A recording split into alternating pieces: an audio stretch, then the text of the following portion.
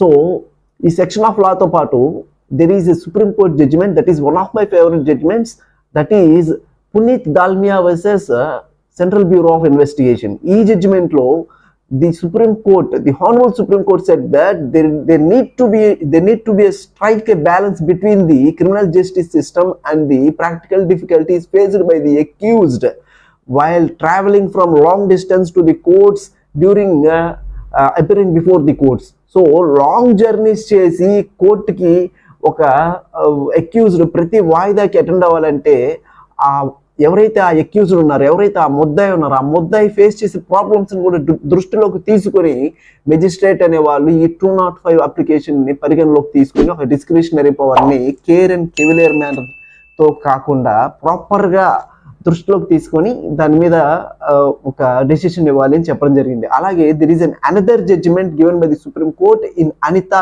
Roy versus state of Madhya Pradesh.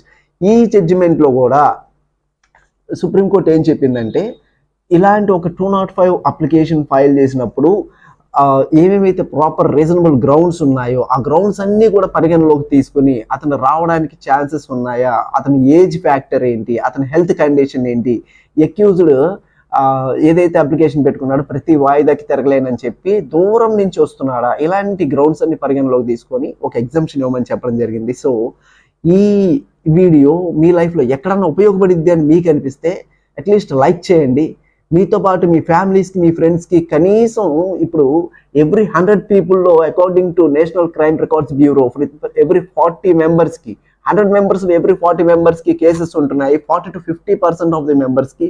So ప్రతి ఒక్కరికి ఉపయోగపడుతుంది అనుకుంటున్నాను. కోర్టుల చుట్టూ తిరగలేకపోతున్నారు. ఒక కోర్టు హీరింగ్ ఏమో హైదరాబాద్లో ఉంటే పర్సన్ ఏమో విజయవాడలో జాబ్ చేస్తూ ఉంటారు. సో ఇలాంటి పరిస్థితులు మీరు అధిగమించాలి అంటే ఎలాగో మీ అడ్వకేట్స్ మీరు చెప్పట్లేదు కాబట్టి ఇలాంటి వీడియోస్ గురించి, ఇలాంటి సబ్జెక్ట్ గురించి మీరు తెలుసుకోవాలి అనుకుంటే అట్లీస్ట్ సబ్స్క్రైబ్ చేయండి, మీ ఫ్రెండ్స్ అండ్ ఫ్యామిలీస్కి షేర్ చేయండి. Thank you. Your practising high court advocate is signing of.